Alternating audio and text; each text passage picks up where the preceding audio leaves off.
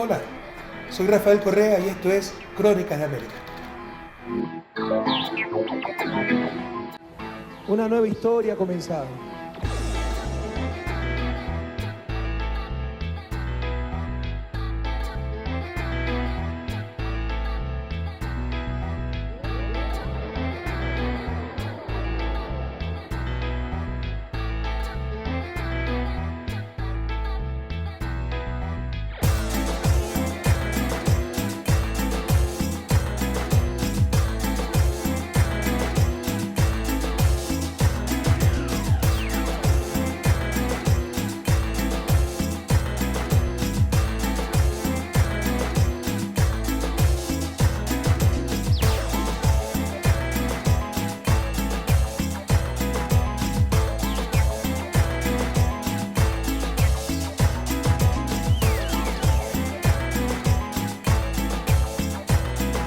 Millones de voluntades vencieron a los millones de dólares. Un pueblo digno, sin precio, no dispuesto a venderse, venció al poder económico, al poder político, al poder mediático.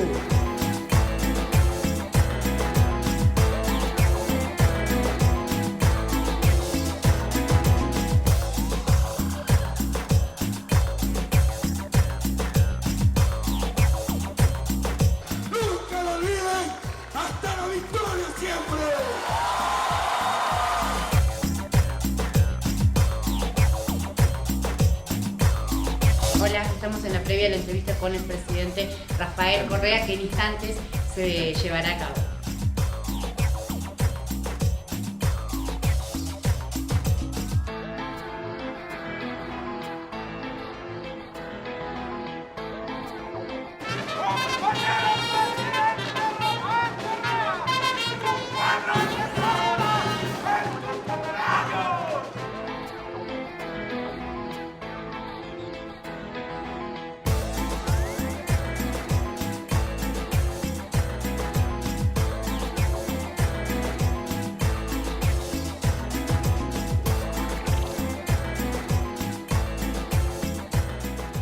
Bueno, presidente, muchas gracias por esta oportunidad. Gracias a usted, Cintia. Y mi admiración por su calidad periodística, por su valentía. La he visto cubrir las elecciones ecuatorianas, se ha expuesto mucho, porque entrar a las ruedas de prensa de la derecha, esa gente es muy agresiva. Pero había que hacerlo porque necesitamos por lo menos mirar a los ojos a ese otro para que vea una respuesta, que lo que hizo fue mandarnos la custodia, ¿no? O sea, y la investigación de Página 12, extraordinaria, felicitaciones. Y para que vean lo que enfrentamos día a día y la hipocresía y la doble moral, la prensa aquí no publicó una coma de la extraordinaria investigación de Página 12 con datos, con cifras, con lugares, etcétera, contundente. No publicaron una coma. Hace unos meses, en una columna de chismografía del diario amarillista La Estrella, hoy investigado por lavado de activos en Panamá, mencionaban a Jorge Glass, una calumnia total, ¿no? Que sé yo, que estaba involucrado en negocios petroleros. Lo replicaron 2 semanas en titulares, la prensa aquí, la prensa escrita y los canales de televisión y la radio opositora.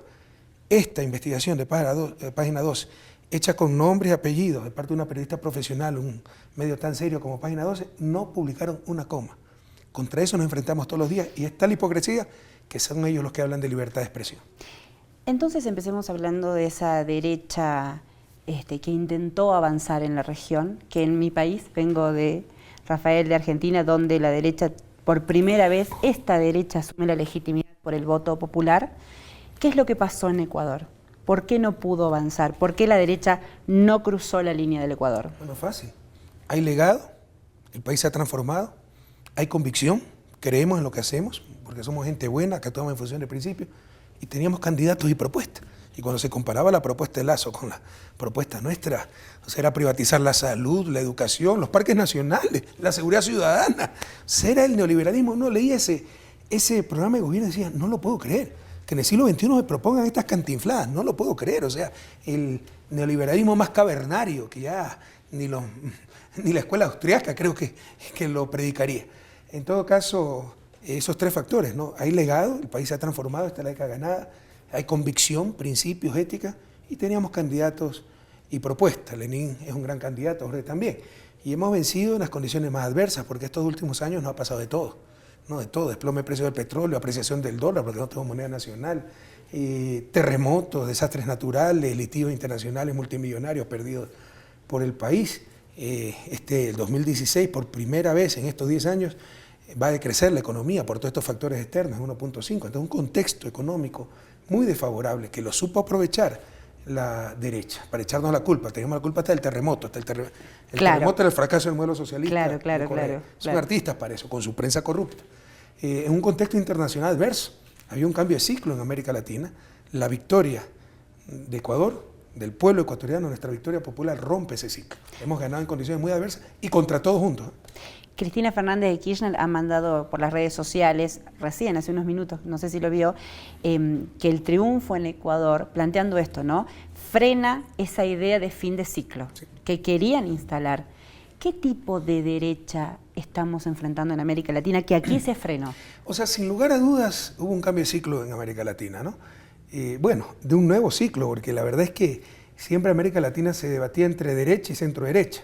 De principio de siglo y a partir de la victoria de Hugo Chávez en Venezuela en el 1998, empezamos a arrasar los gobiernos progresistas en América Latina y especialmente en Sudamérica. Los 10 países hispanos o latinos de Sudamérica, ¿no? Me refiero para incluir a Brasil, sin considerar Surinam y Guyana. De esos 10 países, en un momento dado 8 teníamos gobiernos de izquierda. Este fue el auge de la izquierda. 2008, ¿no? 2008. En la región, 2008, 2009, cuando incluso Lugo llegó a Paraguay. Entonces hubo un auge de la izquierda que nunca había ocurrido, al menos en la historia reciente. Y luego, sobre todo a partir del 2014, cuando cambia el ciclo económico, empezamos a enfrentar condiciones externas tremendamente serias. Las enfrentamos en el 2009, con la crisis de Estados Unidos, de las tasas subprime, de los créditos subprime, la crisis inmobiliaria, etc. Pero luego, con la crisis europea, desplome del precio de las materias primas, del 2014 se ve un cambio de ciclo económico y la economía, querámoslo o no, perjudica la política. Alguien puede querernos mucho, pero su hijo perdió el empleo. Dice, no tengo nada que perder, votemos por el que me ofrece el cambio para ver qué resulta. Esa palabra tremenda. Sí, pero eso también debe madurar en América Latina. Cuando nosotros hacíamos el análisis de nuestro oponente, la propuesta que más calaba era el cambio por el cambio. Cuidado, puede haber cambio para peor. Mira lo que está pasando en Estados Unidos. Trump ganó con el discurso del cambio. Bueno, en Argentina. Pero no es cualquier cambio, es el cambio para mejor. Y el cambio somos nosotros. Lazo, desde el principio de los 90, usted puede ver que ha sido presidente de la Fundación Terminal Terrestre en Guayaquil, gobernador, superministro. Lo que cambiaba era hacer el pastel, el nombre del presidente. Pero los grupos de poder eran los mismos. Nosotros somos el cambio. Sí, su costumbre offshore nunca varió, ¿no? Nosotros somos el cambio, entonces, el verdadero cambio. Entonces, tal vez nos faltó transmitir eso adecuadamente, pero sí creo que también es un poco de lograr esa madurez democrática y no caer en el cambio novelero, sino el cambio para mejor. Pero en el 2014 cambian las condiciones económicas, eso tiene repercusión política, ¿no? Y hay como un cambio de ciclo, que le decía, después de haber vivido algo sin parangón en la historia reciente en América Latina, el auge de gobiernos de izquierda y los avances grandes, inmensos, en lo económico, en lo social, en lo democrático para nuestra América. Y empiezan a llegar gobiernos de derecha. Entonces parecía, es lo que llamamos en un principio, la restauración conservadora. Después fueron tan agresivos que lo llamamos el segundo plan Cóndor, porque ya no utilizaban descaradamente botas militares, pero ya era una estrategia articulada de la derecha, no solo nacional, internacionalmente, con sus medios de comunicación, para acosar, para desprestigiar a los gobiernos progresistas, las denuncias de corrupción nunca aprobadas. O sea, si hay un pillo al que le depositan una coima en una cuenta secreta de un paraíso fiscal, todos somos corruptos, e imponían esa visión. Entonces ya le llamamos hasta el segundo plan Cóndor. Y gracias a Dios, este pasado domingo se paró ese plan Cóndor, se paró esa restauración conservadora, se paró ese cambio de ciclo en nuestra América, con la victoria popular en Ecuador. Cuénteme, presidente, ¿cómo fue ese momento? Estábamos cubriendo, haciendo la cobertura, por supuesto, cuando los exit poll dan los resultados de boca de urna, ¿no? A las 5 de la tarde. Entonces nosotros estábamos en el Hotel Quito y veíamos los resultados de perfiles de opinión con la diferencia a favor de Lenín Moreno. Sin embargo, en los medios privados, Ecuavisa, Teleamazonas, aquí que son los medios privados, en Argentina también se difundían los resultados que daban esos medios privados, difundían a la encuestadora C-Datos, las bocas de urnas de C-Datos, que es una que según lo denunció Lenín Moreno, apenas entendió los resultados y tenía los datos, dijo que iban a investigar porque era financiada por el Banco de Guayaquil, de la cual es propietario Guillermo Lasso. ¿Cómo vivió esos momentos donde Sedatos daba esa diferencia? O sea, usted creo que puso un tuit, alguien miente. Vamos a revisar una vez más las cifras que arroja el exit poll de Sedatos. Total nacional de votos válidos. Se excluyen nulos y blancos. Fuente Sedatos, el candidato Guillermo Lasso tiene 53.02% de la votación.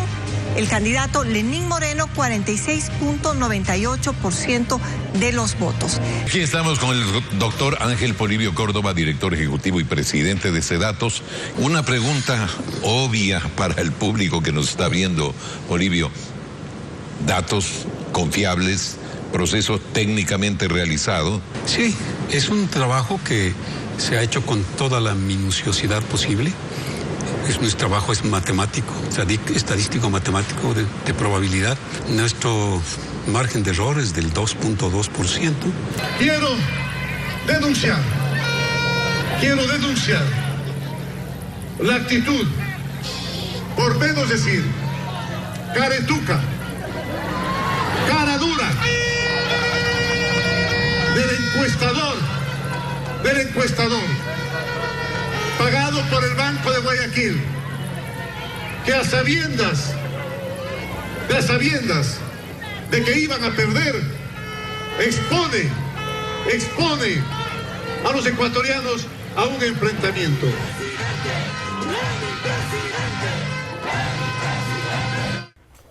Vea, primero, Sedatos tiene tanto prestigio en nuestro país que nosotros le llamamos Segatos. El dueño de Sedatos, a Macri le dicen gato en Argentina, que ha sido un politiquero, fue presidente del Banco Central en el gobierno de Lucio Gutiérrez, los gobiernos más entreguistas, más corruptos, ¿no? Se llama Polibio Córdoba. Yo soy estadístico, por eso le dije alguien miente, ¿no? Como economista, pues con posgrado, necesito saber estadística.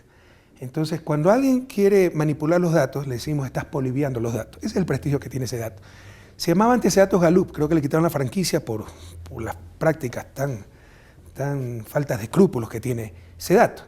Pero es funcional por el poder dominante y la siguen contratando y le siguen dando importancia. Pero ojalá entienda América Latina y el mundo entero el precedente funesto que se quiso establecer. Es decir, una encuestadora fraudulenta con un par de canales comerciales que siempre tuvieron como su candidato engreído a Lasso, son los que proclaman al presidente electo. Se acabó el Estado de Derecho, se impuso el Estado de opinión. Es gravísimo lo que ha sucedido. Esto tiene que acabar. Y ni siquiera Ecoavisa, totalmente corrupta, deshonesta, para ponerlo en perspectiva. Ecoavisa tiene un noticiero las mañanas con Alfredo Pinargote, un opositor envenenado, Estefanía Espín, otra opositora. Son los dos. Le daban tanto espacio a Lasso que el humor popular ya sacó meme diciendo no se pierda, ¿cómo se llama el informativo? Contacto directo con Alfredo Pinargote, Estefanía Espín y Guillermo Lasso. Claro, ya como conductor. Todos los días, claro, como conductor, claro, 45 minutos de entrevista. Esto era descarado, ¿no? El sesgo para Guillermo Lasso, era su candidato en la primera vuelta. Y lo proclaman pues presidente electo en base a una encuestadora fraudulenta. ¿Usted se imagina el precedente? O sea, ni siquiera informa del otro exit poll que nos daba como ganadores a nosotros. No, lo vio totalmente. Es una actitud absolutamente deshonesta. Objetivo. Para crear incertidumbre, pues, para no aceptar los resultados que eran contundentes, para generar violencia, para ver si le daban una tabla de salvación al perdedor después de las decenas de millones de dólares que han gastado en esta elección. Pero imagínense el precedente, o sea, cualquier candidato perdedor, si tiene plata, contrata una encuestadora fraudulenta que le da la victoria y no acepta los resultados oficiales. Muy grave. Se acabó el Estado de Derecho. Impusieron el Estado de opinión. Es gravísimo. Podría haber generado mucha violencia en lo las personal, calles, ¿no? ¿cuál fue mi...? Claro, y todavía tratan de generar, ¿ya? ¿Cuál fue mi reacción? Yo sé algo de estadística, por eso mandé el tuit. Si el uno nos da con 4 puntos de la victoria a Lenín, el otro da con 6 puntos a Lasso, son 10 puntos de diferencia, eso está fuera del margen de error. Alguien está mintiendo. Y después se comprobó que el que estaba mintiendo era Sedatos. Y le insisto, nosotros también manejamos estadística, manejamos encuestas, y era imposible perder contra Lasso. Lasso tiene un 50% de gente que dice, jamás votaré por este tipo. Sí llegamos al escenario extremo negativo, ¿no? Creíamos que íbamos a ganar con más, pero era imposible para Lasso ganar, dado su perfil, dado el rechazo de la gente. Entonces sabíamos que estaban mintiendo. confiábamos, conocemos la otra empresa, Perfiles de Opinión, sabemos que es una empresa seria, tenían 45.000 casos. Por margen de error que tuvieran, de 4, 2 puntos el margen de error, ganábamos con 2, finalmente hemos ganado con 2.3. Entonces yo nunca perdí la calma, no sé si usted me vio en el Hotel Quito. No. Siempre le dije a nuestro compañero, esto es imposible, estos tipos están faroleando, son unos irresponsables. Lo que jamás nos imaginamos es que en base a esa irresponsabilidad, sin tomar en cuenta el otro exit poll que daba la victoria a Lenin, lo proclame presidente electo un canal corrupto como Ecoavisa. Es algo terrible.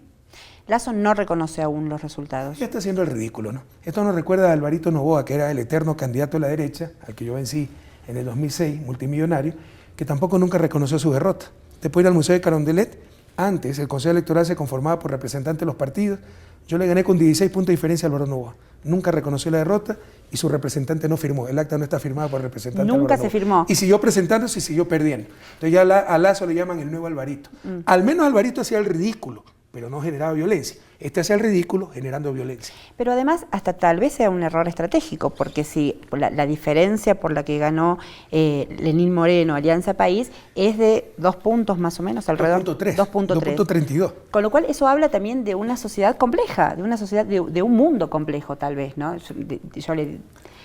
Vengo de Argentina, donde la diferencia fue a favor de Macri, pero digo, hay una mirada sobre nuestras clases medias. ¿Cómo va a ser el Ecuador? Es muy estratificado, pero esa es la lucha, Cintia, no hay que tenerle miedo a eso. Nosotros ganamos en todos los sectores populares. Ellos ganan en parte de la clase media y parte de la clase alta, lo cual ratifica una vez más. Y nos dividen ciertas clases, ciertos sectores populares, pero normalmente ganamos. Por ejemplo, en Quito, ¿ya? Ganamos Distrito 2, Distrito 3, ¿no? El Distrito 1, que es el Distrito Norte, de alto poder económico, lo perdemos y con casi 20 puntos. Eso nos da un mensaje muy claro, que lo sabíamos. La oligarquía tiene más conciencia de clase que los pobres.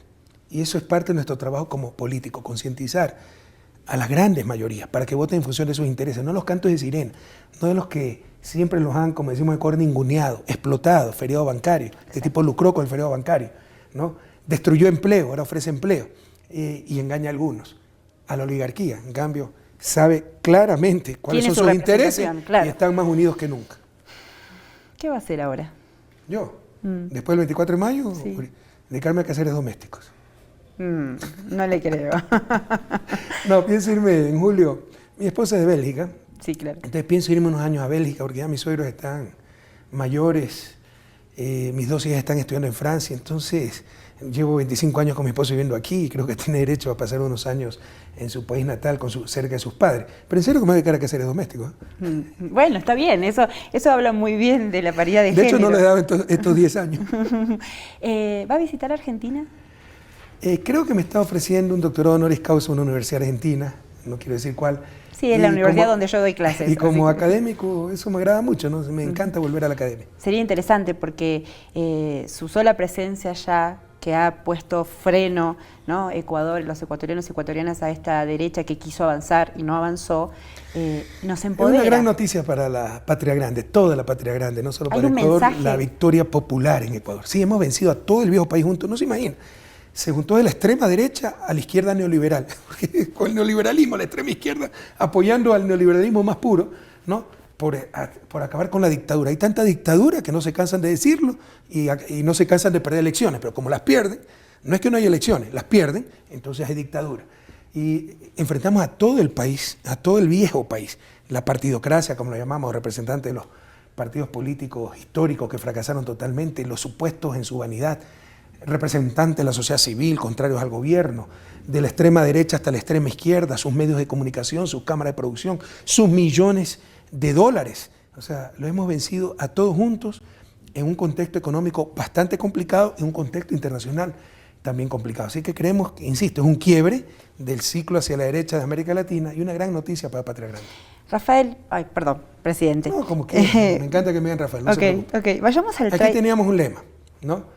Rafael para tu pueblo, Correa para los corruptos. Ahí está, Rafael entonces.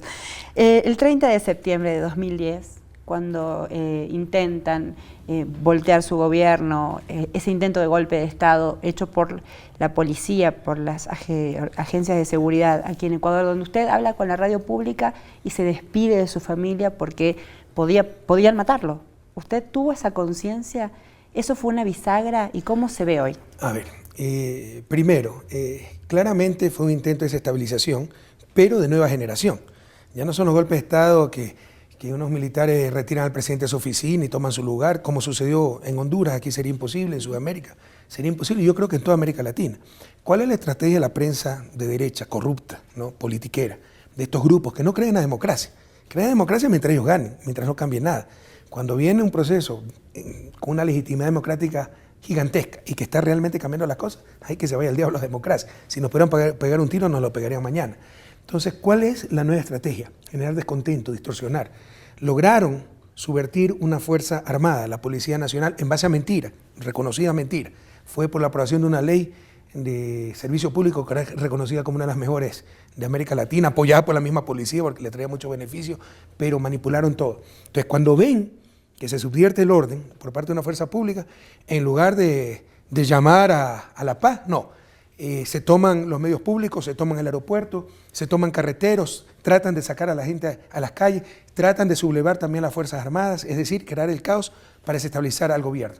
Lo que no tal vez previeron es que por primera vez en la historia la gente sí iba a salir a las calles por miles, por decenas de miles, pero no para tumbar al gobierno, para apoyarlo, para arriesgar su vida. Algunos perdieron su vida, fueron pateados, fueron heridos, ¿no? Defendiendo al gobierno, defendiendo a su revolución. Consecuencia de esto, fue durísima ese 30, hubo 5 muertos directos por la revuelta, 30 de septiembre del 2006. ¿Usted creyó del que 2010. Ya le contesto, lo dejo para la última parte, pero se fortaleció la democracia. O sea, se le demostró a los golpistas que aquí no vamos a permitir más desestabilizaciones y golpes de Estado, así se lo disfraza de cualquier manera. Sobre esas horas, sí, nosotros pensamos que íbamos a morir, o sea, habían francotiradores en las terrazas, habían grupos armados que querían romper la puerta. Yo estaba en el 3er piso del hospital policial.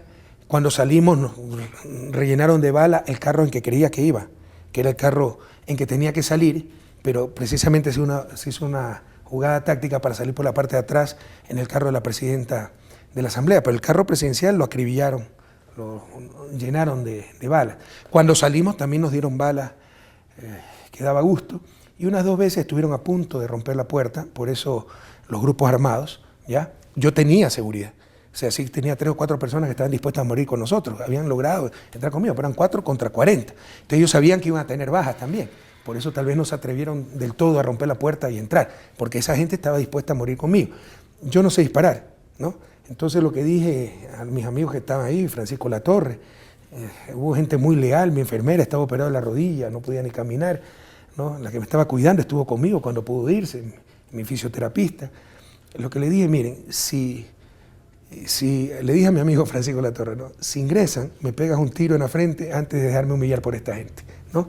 Entonces un par de veces estuvimos a punto de recibir a todas estas hordas que querían tumbar la puerta de ese 3er piso.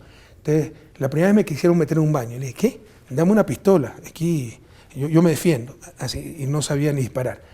La segunda vez lo que sí les pedí es, bueno, Pancho, entra esta gente, me pegas un tiro en la frente, pero no permites que vengan al presidente. Y dije, de aquí salgo como presidente o como cadáver. Felizmente triunfó la democracia. Y por eso me tuve que despedir de mi familia. Nosotros esperamos morir, pero fue sorprendente porque todos teníamos una serenidad muy grande. Es una bisagra, una inevitable situación de bisagra clave en su historia como presidente y imagino que como militante y como persona. ¿Cómo analizan, no haciendo un balance, ¿no? Pero desde ahí hasta ahora, o sea, cómo usted deja estos 10 años de gobierno de la Revolución Ciudadana? Un país totalmente cambiado, ¿no? Yo encontré un país desmotivado, desmoralizado, destrozado. Ahí sí dividido. Ahora, como nosotros llamamos aquí la burguesía, la peluconería es tan arrogante que ahora habla de un país dividido porque no gana, ¿no? Claro. Como si primera vez se gana una elección 51-49, entonces eliminemos las elecciones para que no haya división, pues no. La verdad es que antes había unas pugnas de poderes terribles, había una explotación terrible. Lamentablemente los explotados no tenían conciencia de sus derechos, entonces decían, así debe ser. La tercerización laboral, por ejemplo. Usted tenía empresas con 0 trabajadores, porque todo lo contrataban a través de una tercera empresa y así les negaban los beneficios a sus trabajadores. Pero ahí había paz, ahí había justicia, ahí había unidad nacional, no había explotación, había pacificación. Los pobres han tomado conciencia de sus derechos, desafían la arrogancia de los ricos, entonces ahora sí están divididos. ¿Por qué? Porque no pueden seguir aplastando las élites, a la grandes mayoría. Pero hay que hablar así crudamente, pero es realidad. Además que yo ya estoy de salida, me puedo dar ciertas licencias. En todo caso, ese es el país que yo encontré. Estos 10 años el país se ha transformado, la autoestima está muy en alto, estamos orgullosos de lo que hemos logrado juntos, tenemos una economía que ha pasado 2 años durísimos por factores externos, pero en franca recuperación, estabilizada, tenemos mucho más justicia social, mucho menos pobreza, pasamos de ser los países más inequitativos a los países menos inequitativos del continente por importantes, contundentes políticas de redistribución del ingreso, de igualdad de oportunidades, y se logró estabilidad política. Yo no sé si usted conozca que antes de mi presidencia, en la década precedente, depende de cómo los cuente, ¿no? Pero hubo 7 presidentes en 10 años. Ahora tuvimos un presidente en 10 años. Los estudiantes de historia me adoran, les facilité la materia, ¿no? Entonces se ha logrado una gran estabilidad política. ¿Cuáles son los desafíos que va a tener que enfrentar Lenín Moreno en el periodo que inicia? Bueno, muchos, ¿no? O sea, por ejemplo, hemos logrado cambiar el país, pero todavía sigue viejo el viejo país. Usted ve las élites. Y por supuesto, yo no voy a desmerecer jamás ese 49% que no votó por nosotros. Ahí hay muchísima gente buena, que tal vez se dejó llevar por el mensaje de cambio, por probemos otra cosa o porque no les caigo bien. Todo el respeto. Pero hay un núcleo duro de esa oligarquía que nos desprecia, o sea, que habla español y piensa en inglés cuando piensa. O sea, que históricamente han dominado este país y han excluido a la gran mayoría. Que cuando hay dinero por fruto del progreso técnico, normalmente por rentistas, no por progreso técnico, es para ellos, para sus clubes de lujo, ¿no? Para sus colegios de lujo, casar bien a sus hijos, para sus barrios de lujo, que allá le llaman, ¿cómo es que le llaman en Argentina? Los country, los barrios cerrados. Los country, ¿no? Los country, ¿no? Sus barrios de lujo y excluirse y diferenciarse del resto. Cuando hablan, ay, mi familia, es su familia, no la del resto. Usted supo que hubo un incidente en el Estadio Atahualpa porque este señor fue a hacer politiquería ahí. Y por fin la gente respondió. Y siempre gritaban, fuera Correa fuera, y al unísono gritaban, fuera Lazo fuera. Se victimizó. Se victimizó con mi familia. Y cuando han gritado nosotros con nuestra familia. Entonces ahí no existen esas familias, son su familia. Cuando hablan de libertad, es su libertad. ¿Qué libertad tenía el empleado, al obrero que explotaban con la tercerización? Cuando hablan de derechos, son sus derechos. O sea, hay que entender esta oligarquía. Ese viejo país todavía subsiste. Y se lo cambiará solo con educación, con el paso de generaciones, porque lastimosamente yo veo a muchos de esos jóvenes de la burguesía con la misma arrogancia, la misma agresividad que sus padres, son antivalores que se transmiten familiarmente en estos círculos tan cerrados. Entonces es un desafío, seguir con la educación, transformando este país para que entiendan que todos somos iguales, que todos tenemos los mismos derechos, ¿no? Que no puede haber una sociedad de privilegiados y la inmensa mayoría excluidos. Eso en lo político y en lo social. Por supuesto, en todas las cosas hay que ir mejorando. O sea, nosotros también tenemos otro lema que lo recibimos de una sencilla campesina ecuatoriana en un discurso agradeciendo una carretera. Nos dijo, presidente, sabemos que falta mucho por hacer, pero también sabemos que nunca se ha hecho tanto como ahora. Se ha hecho muchísimo, pero falta mucho por hacer. Se ha hecho muchas escuelas del milenio, pero faltan centenas más. Vivimos en un continente que no es el más pobre, pero es el más desigual, ¿no? Achicar esas brechas de desigualdad. América Latina es la clase media mundial, pero aquí encuentra pobres más pobres que en África y ricos más ricos que en Suiza. Exacto. Y esas son injusticias que claman al cielo. Esas brechas de desigualdad. El gobierno de Macri pareciera medieval, Rafael. Pero ¿no? Sí. no he respondido en la parte económica. Sí. La parte económica hemos logrado superar lo más duro. ¿Ya? Es falso que existe un problema de deuda. Nuestra deuda está en el 27% del PIB. Se van hasta reír en Argentina, en el resto. Pero eso posiciona. No me lo diga que hemos y hacen tener récord. terror a la gente. ¡Ay, el problema de la deuda! Correa le va bien porque le deja una bomba de tiempo al próximo gobierno. Todo eso es mentira. Dejamos la economía en crecimiento, estabilizada, pero obviamente tuvimos graves problemas. Entonces hay que afinar ciertas cosas. Ha habido fallas en administración, no ocurrir problemas muy puntuales, pero sí le puedo decir que vamos a hacer una transición pacífica, informada, y nada que ver con el país que yo recibí en el 2007. Le decía que en Argentina el gobierno de Macri se metió con el trabajo, ¿no? Parecía hasta medieval el planteo. Atacar el trabajo es como una contradicción para un gobierno. Una apreciación sobre Mauricio Macri y su gobierno. Yo prefiero reservarme. Somos muy respetuosos de los procesos soberanos de los diferentes países. El gobierno de Macri ha sido muy respetuoso con nosotros, tenemos muy buenas relaciones. Incluso hemos podido intercambiar experiencias en la parte educativa, en la parte de reorganización del Estado. Entonces, claramente, pues, En la parte ideológica no compartimos, pero somos muy respetuosos de los procesos de cada país. Lo que sí le puedo decir, nuestro principio. Uno de nuestros principios fundamentales que define el socialismo del siglo XXI es la supremacía del trabajo humano sobre el capital. Y lo que hemos visto en las últimas décadas en América Latina y en el mundo entero es la absoluta supremacía del capital sobre los seres humanos. Todo ha estado en función del capital. Eso es parte fundamental de la revolución, es parte fundamental de los principios de izquierda. Brasil, ¿no? El triunfo de Ecuador empodera a Lula. Como ellos no llegaron por elecciones democráticas, sí podemos hablar más claramente. Claro, ¿no? Exacto, es verdad, es Eso cierto. es terrible. Es cierto. Y mire la doble moral, ¿no? Todo lo que critican a Venezuela, ¿no? Por cualquier problema. Y esos países, ¿cuándo elevaron su voz para denunciar lo de Brasil? Que claramente fue un golpe de Estado mediático, por todo el poder que tiene O Globo y todos sus pasquines. Político, ¿no? Congreso, mire que ya está preso este diputado Acuña, creo que se dice en portugués, el que persiguió a Dilma, 15 años por corrupto a la cárcel, y judicial también, porque tienen tomadas las cortes.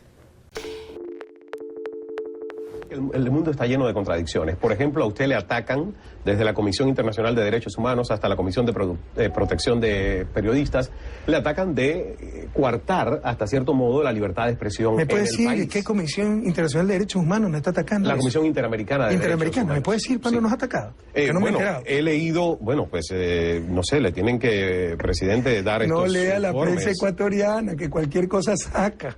No voy a entrar al tema de la prensa porque ya sería un debate demasiado largo, pero... ¿Para qué se engaño? Oiga, el que se inventó la imprenta, la dichosa libertad de prensa no es otra cosa que la voluntad del dueño de la imprenta. Y esa gente era la que nos decía por quién votar, ponía, sacaba gobierno. Pero es un derecho fundamental, presidente. ¿Qué cosa? La libertad de expresión. Pero yo no estoy negando prensa aquí. Libre, No, una cosa es libertad de ¿Usted sí expresión. cree en la prensa libre? ¿Y qué es la prensa libre para usted? Los negocios que convierten a la información en mercancía. Los negocios como el que describe Mario Vargas Llosa. Esto no es libertad de expresión, esto es corrupción. Pero nadie llama las cosas por su nombre. A ver, le hago una pregunta. ¿Tener medios de comunicación da poder o no? Depende. O sea, da poder, no me da con cuento. Da poder porque con eso se crea la opinión pública. La sociedad no solo tiene el derecho, tiene el deber pues, de controlar los poderes. Poder de mercado, poder mediático, todos los poderes. Usted ha citado al comercio y le cuento que justamente a raíz de la experiencia peruana, en el Perú hace tiempo que los medios dejaron de poner presidentes. Hace mucho tiempo. En la última elección y la pasada. Yo creo que la última elección de Yantumala contra Keiko Fujimori. No, y la anterior también. Y ese fue el gran dolor, ¿no? Y en 1990, que ya no ponían al presidente. Y usted ha leído a Mario Vargas Llosa el 90, justamente, el que tenía todo el apoyo, que era Vargas Llosa, perdió con el que no te lo tenía. Usted tiene razón. Pero presidente, usted tiene razón. Lo que voy es... Los medios de comunicación de algunos países de América Latina ya no ponen y quitan presidentes, pero siguen haciendo daño, mienten. Y la gente tiene que rebelarse contra mentiras. Manipulan, desinforman, dicen lo que le conviene, callan lo que no les conviene. Eso no es libertad de prensa, Ecuador, eso es manipulación. Y las empresas. Sé que hoy mismo se va a ver, cuando se emita la entrevista, ya se habrá encontrado con directivos de Repsol. Tiene una buena relación el presidente de Ecuador, de igual a igual, entiendo, con Repsol, ¿no? Va a visitar alguna de sus instalaciones. Bueno, siempre se dice, la seguridad jurídica ya sabe, que puedan tener las... Que un presidente de un país subdesarrollado tenga una relación de igual a igual con un presidente de una transnacional, ¿no? Bueno, presidente transnacional acá, no, el presidente de un país acá. Es de igual a igual, ¿no? ¿La relación? No, es del representante de un Estado soberano con el representante de una compañía privada. Se lo decía porque usted siempre ha sido muy crítico con lo que ha ocurrido siempre en el pasado. De igual a igual, evidentemente a usted le han elegido, al señor de Repsol no.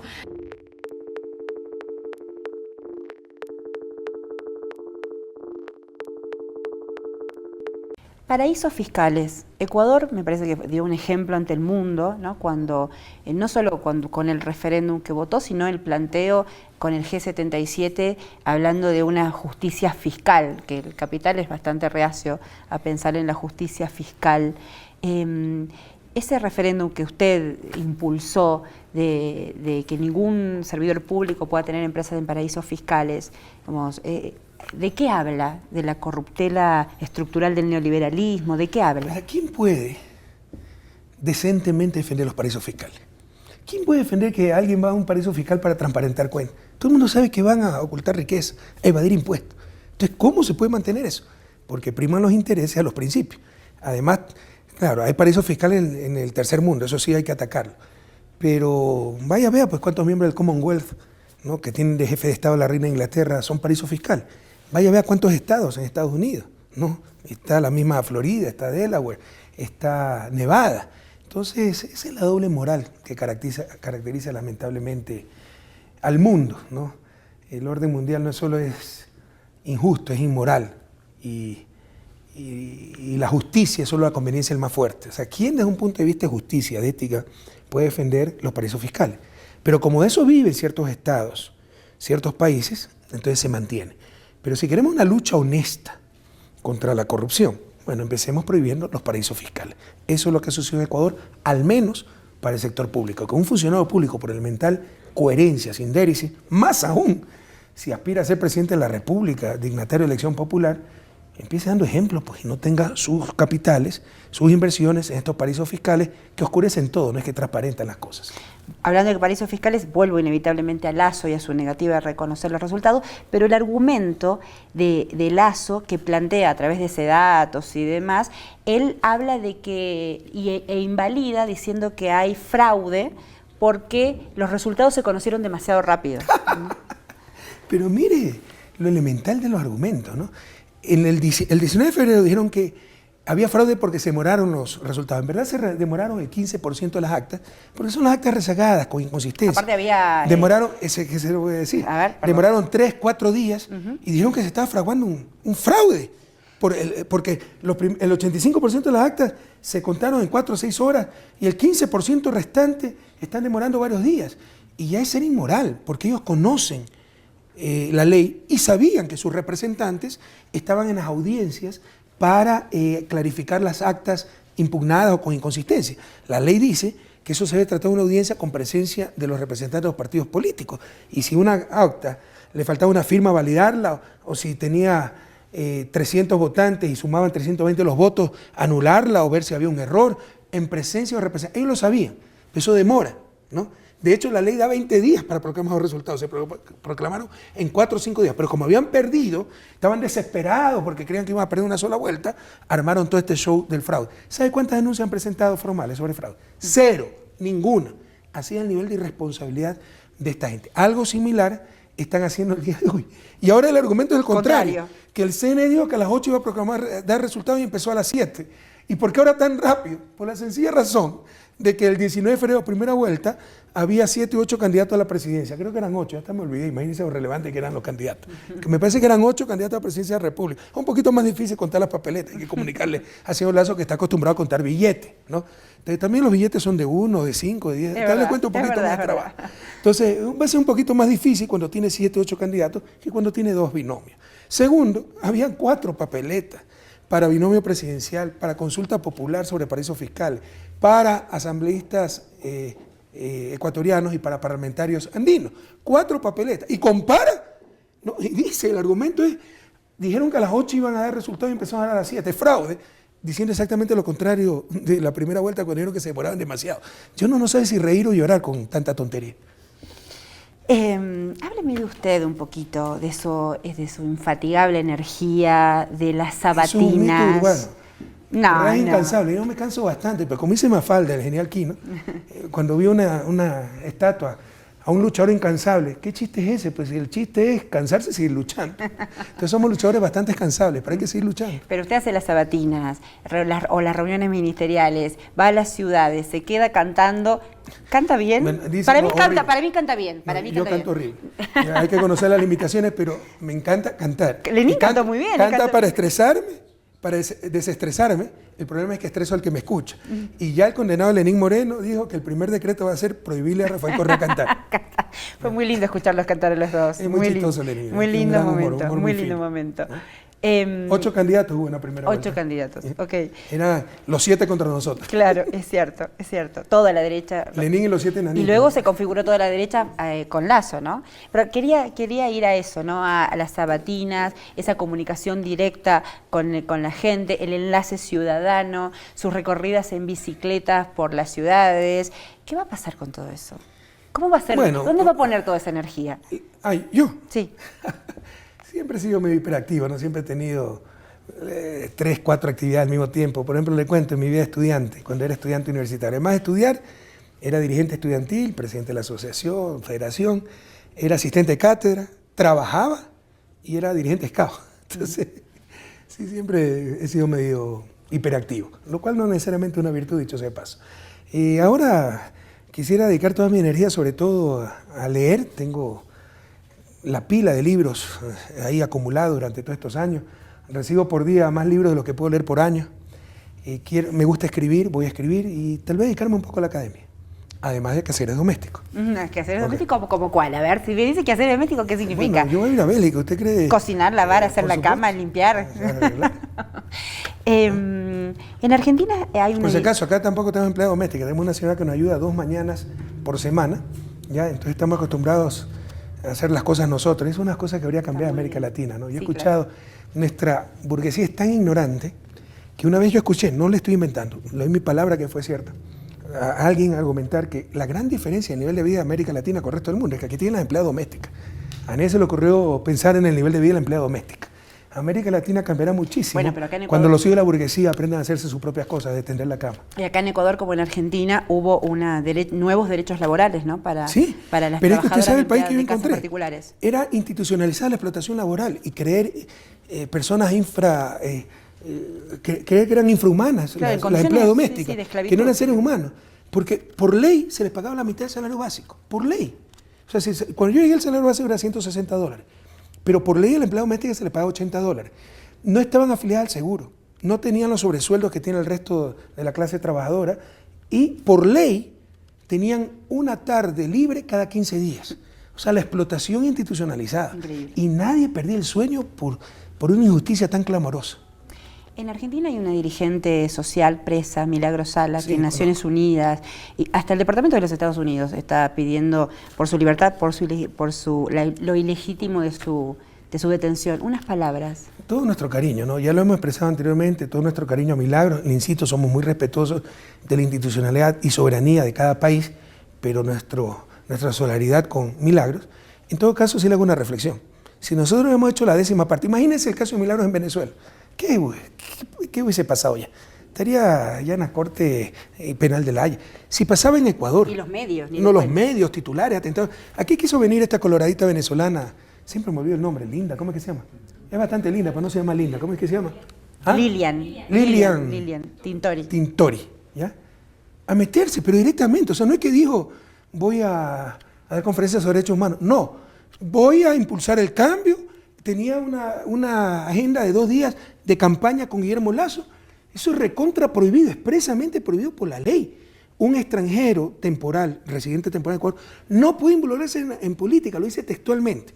Se le negó en estricto apego a la ley y toda la parafernalia que hicieron que evitamos la entrada de una defensora de derechos humanos que venía seguramente a apoyar a las hermanitas de la caridad, ¿no? Entonces, ¿cómo mienten? Así manipulan las cosas. Si nosotros tuviéramos un caso como el de Milagros, imagínense lo que hubiera sucedido, sobre todo con la prensa corrupta, porque son unos corruptos, son deshonestos, ¿no? Se han acostumbrado a manejar el poder político sin responsabilidad democrática. Ahora, son grupos políticos sin control democrático. Así es, y es lo más grave para una democracia. La democracia y el Estado de Derecho se basa en un equilibrio de poderes. El modelo de Montesquieu que debe evolucionar de todas formas. Pero el poder es fáctico sin contrapoder. ¿Cuál es Ellos mismos se ponían, aquí el diario más vendido del universo, ponía el cuarto poder, ya lo borró por vergüenza, pero ponía el cuarto poder. La gran pregunta, ¿cuál es el contrapoder del cuarto poder? Mientras no haya ese contrapoder claro, y eso lo estamos logrando con nuestra ley de comunicación, empoderando a los ciudadanos para que defiendan sus derechos, la democracia corre peligro. Hay poderes fácticos mucho más, con mucho más influencia que los actores políticos. Pero si yo cometo un error, pierdo las siguientes elecciones.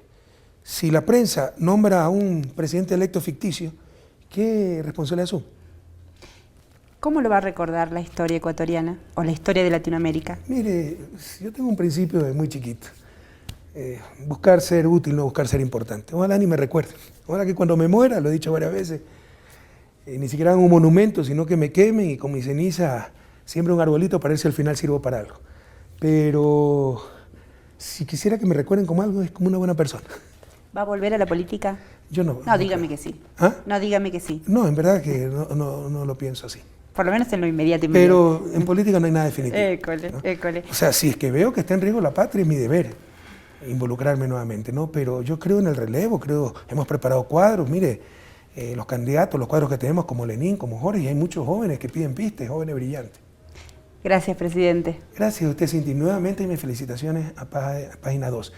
Nos renueva la fe en la prensa, la verdadera prensa libre e independiente. Pero también, recuerden, como aquí, la prensa de derecha opositora, la inmensa mayoría, no publicó absolutamente nada en un acto inmoral de autocensura. Muchas gracias. A ustedes. Ecuador, no lo sabía, proviene del latín aequator, que significa igualador y que deriva de otro término latín aqueitas, que es equidad. Importante saber que la palabra Ecuador está vinculado a la igualdad y a la equidad. Presidente filósofo, quisiera tener tu juventud, porque más allá de edades, la juventud es un estado del alma. Se seguirá siendo joven, espíritu, mientras no nos debemos domesticar, no contemporicemos ante tanta injusticia, sepamos rebelarnos ante la mayor o menor inequidad. Y ese es tu estado del alma, de juventud, querido Pepe. Como lo dijimos en su momento, la patria vuelve, vuelve para todos, vuelve para los indígenas, vuelve para los migrantes, vuelve para los pobres, vuelve para los excluidos. Hoy los íconos de América Latina vuelven a ser los que siempre debieron ser. El más grande americano de la historia, don Simón Bolívar. Es Eloy Alfaro. Contigo, comandante Fidel Castro Ruz, con Camilo Cienfuegos, con el Che, con Hugo Chávez Frías, aprendimos a creer en el hombre nuevo latinoamericano.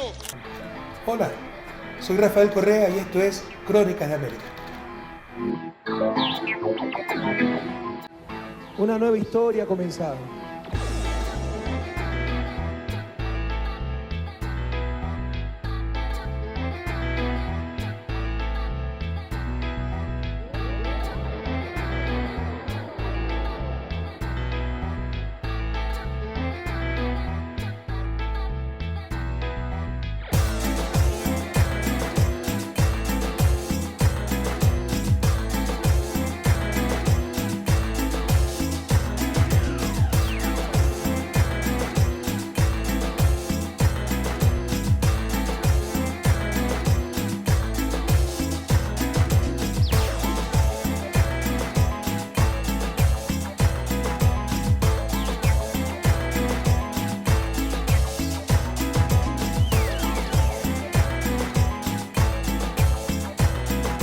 Millones de voluntades vencieron a los millones de dólares.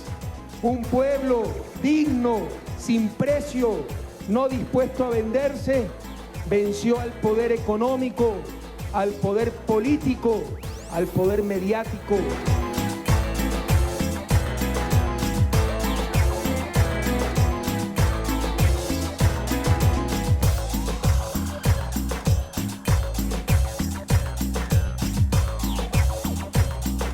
¡Nunca lo olviden! ¡Hasta la victoria siempre!